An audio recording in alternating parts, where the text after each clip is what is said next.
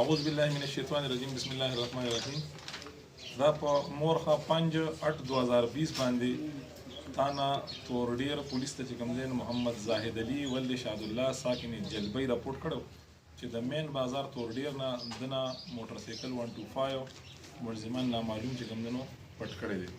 دا کرانګي په مورخه 24/8/2020 باندې عادل شاه ولد کرامت شاه ساکن تورډیر راپورټ کړو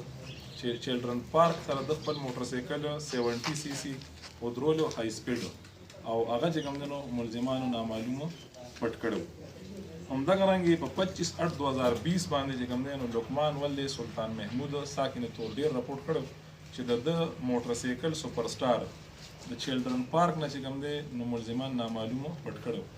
دا پی در پی واردات چې کوم دنو په تورډيري حدودو کې کېده چې په هغې باندې زموږ ډي پی او صاحب صوابي سخت اکشن واخیسته او زما په نگرانۍ کې چې کوم دی نو ایس ایچ او صاحب تورډیر او تفتیشي افسر سریر احمد خان سره د هغه د ټیم نه یو سپیشل ټیم جوړ کړ او دا ټاسک ورته حواله کړ چې بھائی دا موټر سایکل چور چې کوم په تورډيري علاقه کې سرګرم دی نو چې د دې مخنیوي وکړي شي او دا فوري طور گرفتار شي.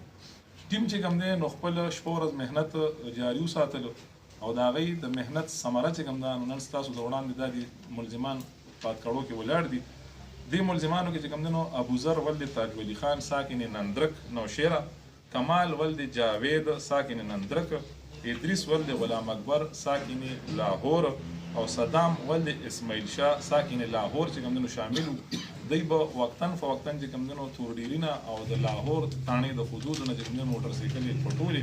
او بیا هغه چې کوم دنو مختلفو علاقو ته سپلای کول او خرڅولې وي. ټیم چې کوم دنو د ملزمان کله اریسټ کړ نو دای نه چې کوم دنو په ساينټیفیک طریقه باندې تفتیش وکړي شو او په تفتیش دوران کې دای نه